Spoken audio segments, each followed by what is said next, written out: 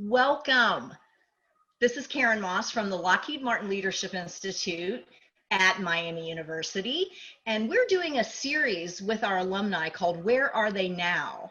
And today we have Dharini Parthasarathy from all the way from Abu Dhabi. We're talking to her from Abu Dhabi. Hi, Dharini. How are you doing, Karen? Doing great. So glad you could join us today. And we're on a different time zone. So what time is it there in Abu Dhabi? It's about 8:30 p.m. We're currently 8 hours ahead of Eastern time. Okay, yes, because it's 12:30 here. So again, thank you so much, and thank you for your time. So what I want to know, so Dharini, you graduated from cohort 4, I believe. Was that 2017? Yes, 2017. Okay.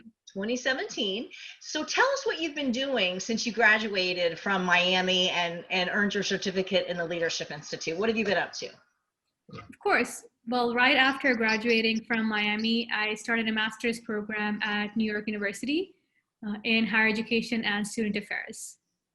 That was, I studied at NYU for about 1.5 years to get my master's. While I was studying at NYU, I also worked as the graduate assistant for an organization called the Sheikh Mohammed bin Zayed Community Programs, which is a department at NYU in Abu Dhabi. The programs serve undergraduate and high school students in the UAE, and I worked in their office in New York. When I graduated from NYU, I transitioned to a full-time role in the Sheikh Mohammed bin Zayed Community Programs and moved back to Abu Dhabi to work here full-time. And it's been about 1 year and 8 months since I started in that role. And your degree was in electrical engineering, right? Yes, electrical engineering, math, and stats. And you're in student affairs? Absolutely, yeah. Mm-hmm. Yes. So can you tell us what were some of the bigger obstacles that you faced when you transitioned from college to career? Mm-hmm. Absolutely. As a college student, I sort of felt like being a college student was my entire life. It was a 24/7 job beyond the academics, so beyond going to class and doing homework. We were a part of extracurriculars, clubs, Greek life. We were part of the Lockheed Martin Leadership Institute. So we were really students for all 24 hours of the day, all 7 days of the week, and that was our entire calendar. As a graduate student, it was very similar as well.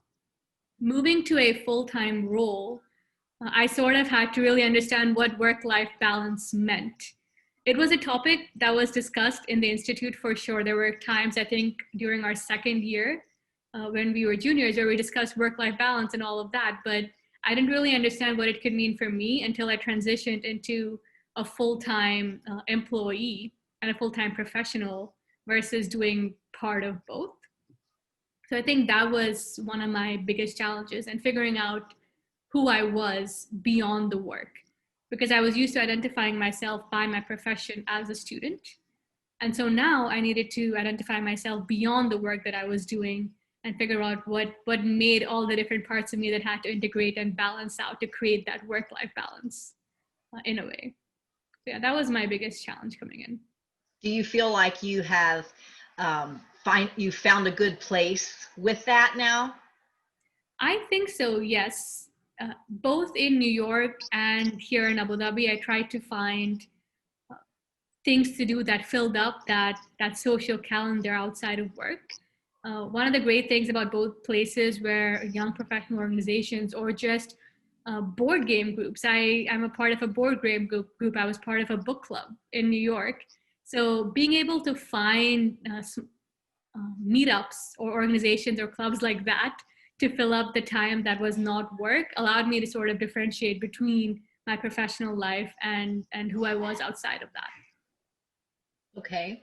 And so you've talked about one of your, bigger challenges, but what kind of unexpected change have you been exposed to since you have graduated, and what strategies do you employ to embrace the change around you? Absolutely. So I think, and this is an unexpected change that you're facing as well, I'm sure, was the move to remote work. And in my case, and I'm sure yours, remote learning and teaching. In my role at the Sheikh Mohammed bin Zayed Community Programs, I'm an assistant instructor, and I'm involved in several classes. When we moved to a remote model of working and teaching, we had to transition all of our work to online and remote teaching and learning. So it was trying to figure out how our pedagogy could change to still provide valuable learnings and teachings to our students while not being able to see them fully. We could only see a quarter of them, even if that's just a small example. But so that was that was an unexpected change or challenge, definitely this year. How I've tried to overcome this challenge is to sort of become our department's resident expert on instructional technology. This was in a way Zoom, but also stuff like our learning management system. Just like Canvas at Miami, NYU has its own system. So becoming an expert on how we could use the learning management system and virtual instruction to provide that valuable learning to our students in a way that sort of padded up the asynchronous parts of it as well. So trying to develop that in our department was a way that I'm trying to overcome the challenge of moving to remote learning and teaching. Okay. And has that been, it sounds like it's going well. I would say yes. It has been. It has been going well. It has been. It has taken a lot of practice, and it's been a slow move because most of my team did not ever work remote. We would go into work every day, and now we realized that a lot of what we were doing is definitely possible remotely, even if it's not the ideal. We tell our students often, we know it's not ideal for us to see you like this, but we do still want to see you. And we do still want to achieve our academic mission, even if it's not in that ideal way. So it has been a challenge working, not necessarily a challenge, but it has been a shift in what's considered work or what's considered to be how you're using your time to do work. It doesn't necessarily have to be in an office. It doesn't have to be around the printer or at each other's desks. It can be wherever we are. And I would say the big difference is that printer. Being able to print was the biggest difference in our work style from an office environment to here home. Yeah. Well, there's no doubt that change is everywhere. And I'm not sure, I don't remember if you were able to attend our Embracing Change conference. Okay, that was in the spring. And I mentioned on a previous video with one of our other alums, we had no idea, the students had no idea in the fall of 2019 when they selected Embracing Change for their topic that we were going to be thrust into such quick and change. And so it caught a lot of people off guard, but at the same time, we are getting outside the box. There's been a lot of good, there's always some good outcomes from the challenges. So I know your time is very valuable, Dharini. And before we wrap up, I have one more question for you. And I'd like to know what you learned in your time in the Lockheed Martin Leadership Institute, or even what seeds were planted during your experience there that have helped you at where you are now, or make a difference in even understanding what's going on around you?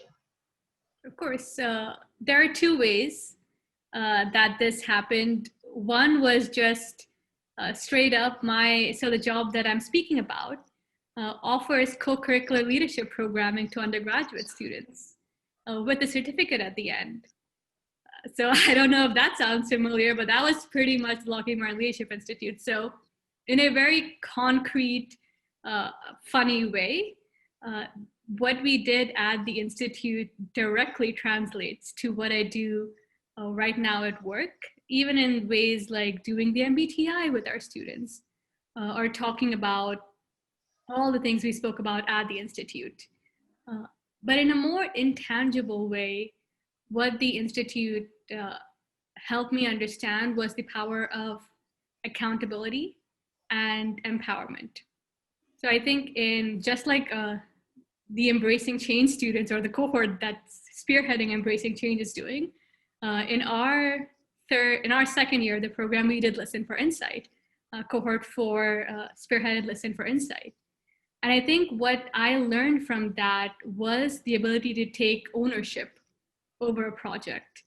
We were spending 20 hours a week on Listen for Insight, interviewing people, editing our podcasts. Matt Boobin created the website. We spent so much time, and thinking back on it, no one required us to do it. Like Professor Mormon Louise didn't require us to do it. She just let us pick what we wanted to do. And we put all of that on ourselves. And we took ownership of that. And looking back on it, it's one of my proudest achievements as a student at Miami.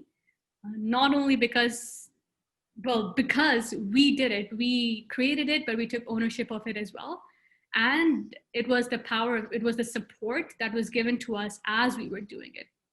Because we had all of these grand ideas, but we wouldn't have been able to do it without the support that Louise and yourself provided.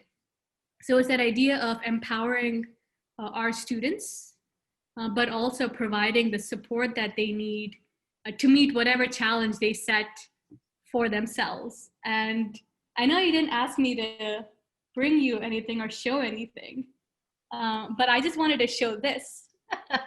Something Yes. That's still with me. Well, let me do it this way. That's something that's still with me even now. And it's something that's still it's going to be something that we created as a core, and it's always going to be a part of whenever I think back at Miami, or in general, how I grew as a student.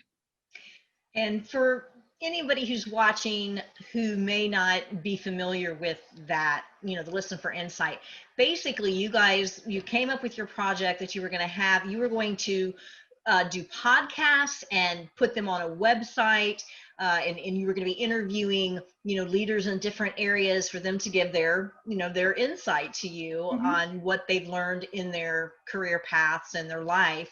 And you guys literally started from scratch. I mean, many people didn't know you had to learn how to do a podcast. You had to set up the website.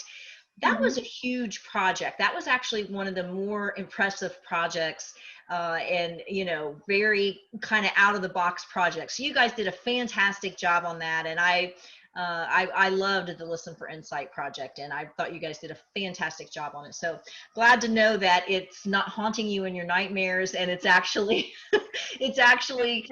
something that you've used and look back to, as a great experience in your life and in your educational journey. So Dharini, I just want to thank you again so much for your time. It's wonderful to see you, even if it is electronically. It's great to see your face.